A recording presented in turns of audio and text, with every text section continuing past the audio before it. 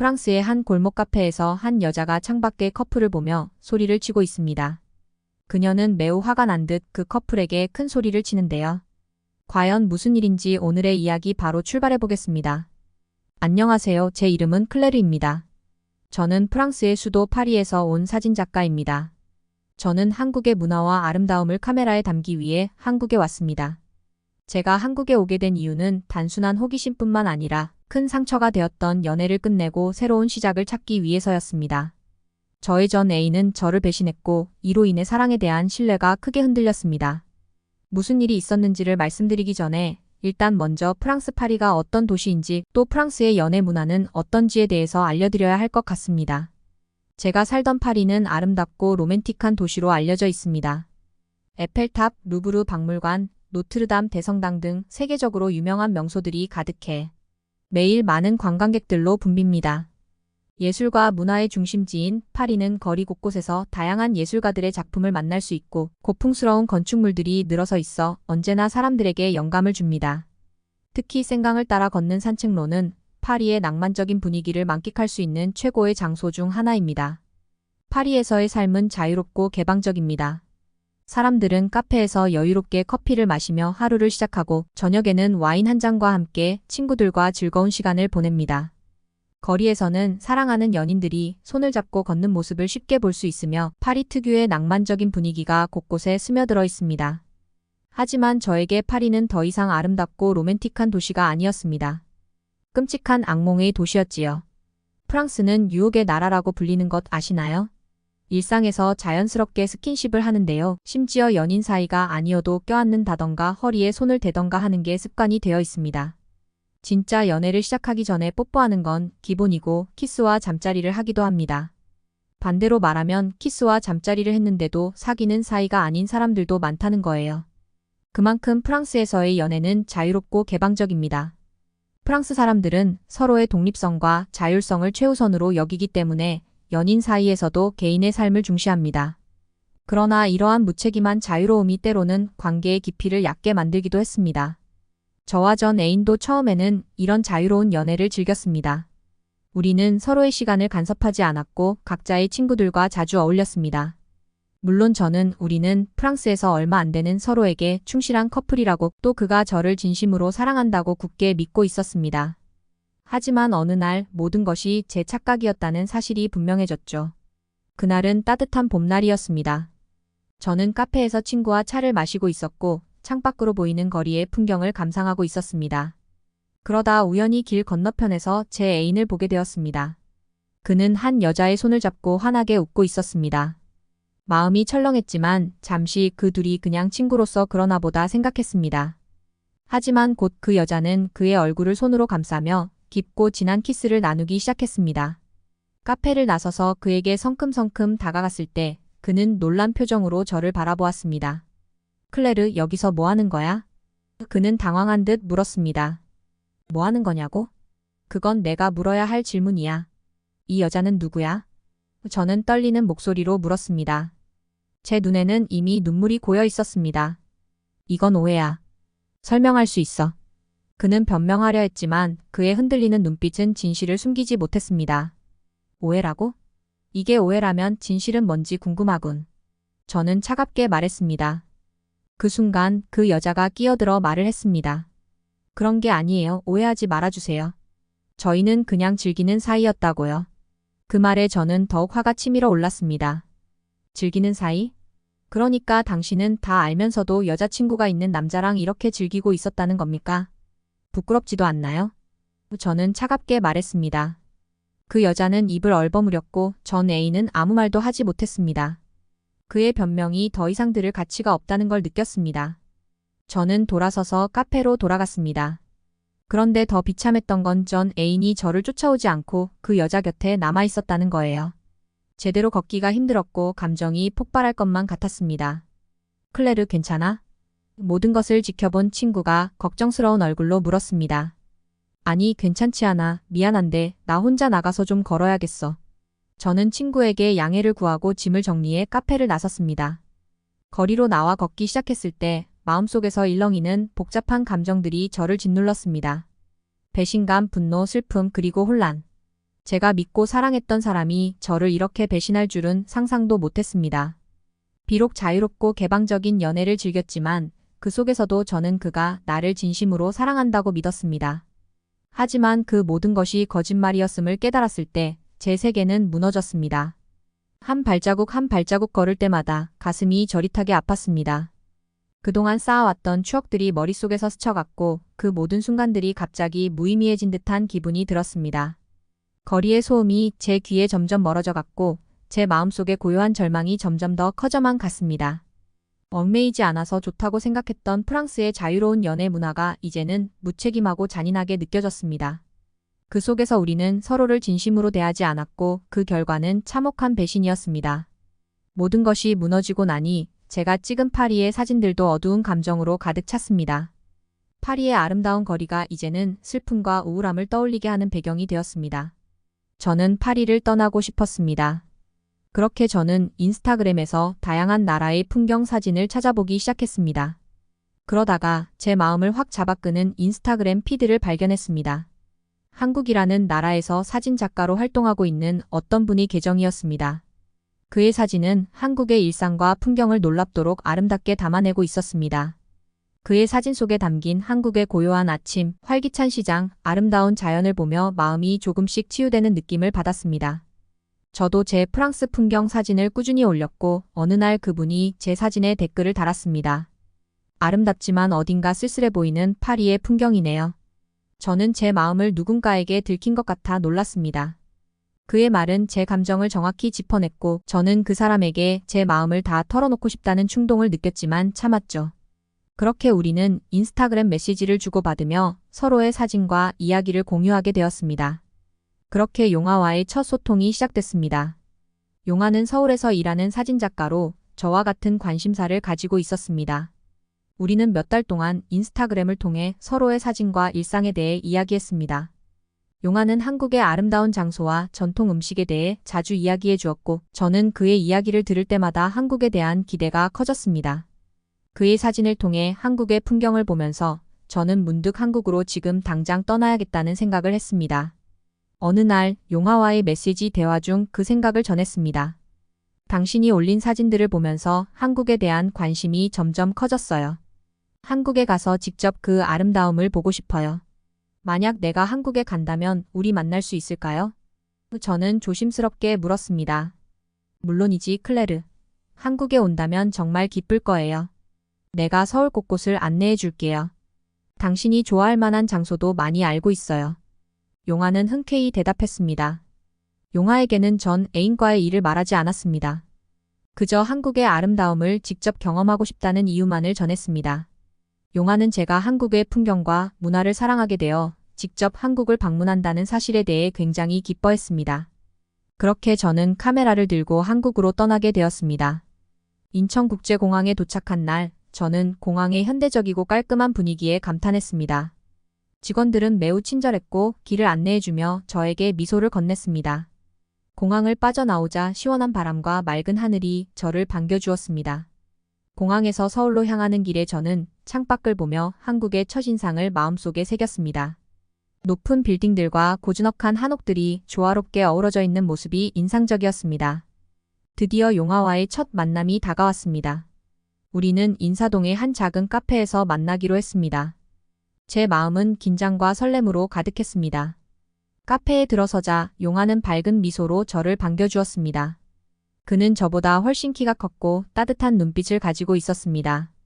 그의 웃음은 따뜻하고 진심이 담겨 있었습니다. 우리는 서로의 얼굴을 처음 보았지만 마치 오랜 친구처럼 자연스럽게 대화할 수 있었습니다. 용화는 저에게 다가와 먼저 손을 내밀었습니다. 클레르, 드디어 만나게 되어 정말 반가워요. 그의 목소리는 부드럽고 진심이 느껴졌습니다. 저는 그의 손을 잡으며 미소 지었습니다. 저도 정말 기뻐요. 한국에 올 수 있어서 행복해요. 우리는 카페 한쪽에 앉아 서로의 이야기를 나누기 시작했습니다. 그는 서울의 아름다운 장소와 맛있는 음식들에 대해 이야기해 주었습니다. 그의 이야기 속에서 저는 한국의 매력에 점점 더 빠져들었습니다. 카페에서 나온 빵과 커피를 맛보며 저는 깜짝 놀랐습니다. 프랑스가 빵으로 유명한 나라인 건 다들 아실 겁니다. 빵은 프랑스 사람들의 주식으로 한국에서 공깃밥이 빠지면 안 되듯이 절대적인 존재입니다. 길고 얇은 형태의 바게트가 특히 유명한데요. 많은 프랑스 사람들이 아침에 동네 빵집에서 각 구운 바게트를 사서 하루를 시작합니다. 그렇게 빵의 진심인 프랑스 출신으로서 솔직히 전 세계 어딜 가도 프랑스의 빵을 뛰어넘는 나라는 없을 거라고 생각했습니다. 하지만 한국의 빵을 먹어보자마자 제 생각이 틀렸다는 것을 알 수 있었습니다. 한국의 단팥빵, 소보로빵은 달콤하고 부드러운 맛을 자랑했고 다양한 재료를 사용해 색다른 맛을 만들어내는 것이 인상적이었습니다. 용아, 이 빵 정말 맛있어요. 프랑스의 빵만큼 말이에요. 아니, 솔직히 이렇게 말하는 게 믿기지 않지만 프랑스 빵보다 더 맛있는 것 같아요. 제가 감탄하며 말하자 용아는 미소를 지으며 대답했습니다. 클레르, 벌써부터 그렇게 놀라면 안 돼요. 한국에는 맛있는 빵뿐만 아니라 정말 많은 멋진 곳들이 있거든요. 내가 꼭 보여주고 싶은 곳들이 많아요. 그의 말 속에는 자부심과 따뜻함이 묻어 있었습니다. 용아의 눈빛은 반짝였고 그의 열정이 고스란히 전해졌습니다. 정말 기대돼요. 인스타그램에 올린 사진들을 보고 나서부터 한국에 대해 더 알고 싶었어요. 저는 그의 이야기에 귀 기울이며 대답했습니다. 우리는 서로의 사진 작품에 대해서도 이야기했습니다. 용아는 자신의 사진들에 담긴 이야기를 하나하나 설명해 주었고 저는 그의 사진을 보며 감탄했습니다. 그의 사진에는 한국의 일상과 풍경이 아름답게 담겨 있었습니다. 한국의 사진은 정말 아름다워요. 한국의 일상이 이렇게 아름다울 줄 몰랐어요. 그날 저녁 우리는 카페에서 나와 인사동의 거리를 함께 걸었습니다. 밤이 되어 거리는 더욱 활기찼고 우리는 서로의 곁에 있는 것만으로도 행복했습니다. 용아와의 첫 만남은 그렇게 설렘과 기대감으로 가득 찬 시간이었습니다. 서로에 대한 호감이 자연스럽게 느껴졌고 이 남자와 점점 더 가까워질 수 있을 것이라는 확신이 들었습니다. 한국에서의 첫날 밤이 이렇게 아름답게 저물고 있었습니다. 다음날 목적지는 경주였습니다. 다음날 새벽부터 일어나 용아와 기차역에서 만나 함께 출발했죠. 경주는 신라의 천년 역사를 간직한 도시로 고대와 현대가 공존하는 독특한 매력을 가지고 있었습니다. 우리는 불국사를 방문해 그 웅장한 건축물에 감탄했습니다. 불국사의 정교한 석조 건축물과 고요한 분위기는 마치 시간 여행을 하는 듯한 기분을 주었습니다. 클레르, 여기서 잠시 멈춰서 이 장면을 사진에 담아볼래요? 저는 용아의 말대로 카메라를 들고 불국사의 아름다움을 사진에 담았습니다. 프랑스에서는 볼 수 없는 이국적이고 아름다운 풍경에 사진을 찍는 내내 입을 다물지 못했습니다. 이어 우리는 석굴암으로 향했습니다. 석굴암의 정교한 불상과 고요한 분위기는 저를 깊은 감동으로 몰아넣었습니다. 석굴암에 들어서자마자 저는 그곳의 경건한 분위기에 마음이 평온해지는 것을 느꼈습니다. 불교에서는 인생무상, 즉 인생의 모든 것은 변하고 무상하다는 것을 가르칩니다. 이 개념은 저에게 큰 위로가 되었습니다. 석굴암에서 불상을 바라보며 저는 인생의 무상함을 깨달았습니다. 모든 것은 변하고 상처도 결국 치유된다는 사실이 저를 위로했습니다. 불교의 가르침 속에서 저는 마음의 평화를 찾을 수 있었습니다. 전 애인과 있었던 배신과 상처도 결국은 지나갈 것이며 저는 다시 일어설 수 있을 것이라는 희망을 가지게 되었습니다. 용아, 이곳은 정말 특별해요.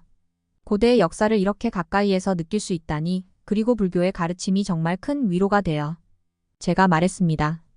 맞아, 클레르. 경주는 한국의 역사를 깊이 느낄 수 있는 곳이야. 이곳에서 너와 함께 할 수 있어서 정말 기뻐. 용아가 대답했습니다. 경주의 밤하늘 아래 용아와 함께 있던 순간에 갑자기 제 마음속에 억눌려 있던 감정들이 솟아올랐습니다. 전 애인과 있었던 배신과 상처가 다시 떠오르며 저는 더 이상 참을 수 없었습니다.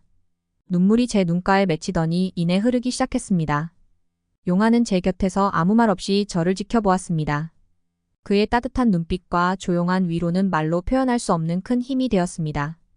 용아, 사실 나는 많은 상처를 가지고 있어요. 전 애인이 나를 배신했을 때 내 모든 것이 무너지는 것 같았어요. 저는 흐르는 눈물을 닦으며 말했습니다. 용아는 눈빛이 단호해지며 제 이야기를 들었습니다. 어떻게 그렇게 예쁜 너를 두고 그런 짓을 할 수 있지? 정말 용서할 수 없겠어. 그의 목소리에는 분노가 담겨 있었습니다. 클레르, 너는 그런 아픔을 겪을 사람이 아니야. 그 사람은 내가 얼마나 소중한 사람인지 몰랐던 거야. 그의 말에 저는 위로를 느꼈고 마음이 조금씩 풀리기 시작했습니다. 용화는 조용히 제 손을 잡아주었습니다. 클레르, 이제 내가 내 곁에 있어. 너 혼자 아파하지 않게 할게. 내가 널 지켜줄게. 마지막으로 우리는 제주도로 향했습니다. 제주는 그야말로 자연의 보물섬이었습니다. 도착하자마자 우리는 한라산을 등반하기로 했습니다. 한라산은 한국에서 가장 높은 산으로 등반하는 동안 다양한 식물과 동물들을 볼 수 있었습니다. 정상에 올라 바라본 풍경은 그야말로 절경이었습니다. 클레르, 정상에 올라오니 기분이 어때? 용화가 물었습니다. 정말 상쾌해요, 용화. 이 아름다운 풍경을 보니 모든 걱정이 사라지는 것 같아요. 제가 대답했습니다. 이어 우리는 성산 일출봉으로 향했습니다. 이른 새벽 우리는 일출을 보기 위해 산을 올랐습니다. 해가 떠오르는 순간 하늘은 황금빛으로 물들었고 우리는 그 장관을 함께 감상했습니다. 용화, 이렇게 아름다운 일출은 처음이에요. 정말 감동적이에요. 제가 말했습니다. 클레르, 너와 함께 이 순간을 공유할 수 있어서 나도 정말 행복해. 용화가 대답했습니다. 우도에서는 조용하고 평화로운 풍경 속에서 여유로운 시간을 보냈습니다. 우리는 자전거를 타고 섬을 돌아다니며 아름다운 자연을 만끽했습니다. 용화와 함께한 제주도 여행은 저에게 한국의 자연을 깊이 느끼게 해주었고 새로운 시작을 할 수 있는 용기를 주었습니다. 제주도 여행을 마치고 우리는 다시 서울로 돌아왔습니다. 서울의 활기찬 거리는 여전히 매력적이었고 용화와 함께한 시간들이 더욱 특별하게 느껴졌습니다. 마지막 날 저녁 우리는 남산타워를 방문하기로 했습니다. 남산 케이블카를 타고 올라가는 동안 서울의 야경이 한눈에 들어왔습니다. 도시의 불빛들이 반짝이는 모습은 정말 황홀했습니다. 케이블카 안에서 우리는 서로의 손을 잡고 그동안의 여행을 떠올리며 조용히 이야기를 나누었습니다. 클레르, 이 여행 동안 너와 함께한 모든 순간이 정말 소중해. 너와 함께 있어서 정말 행복했어. 용화가 진지한 눈빛으로 말했습니다.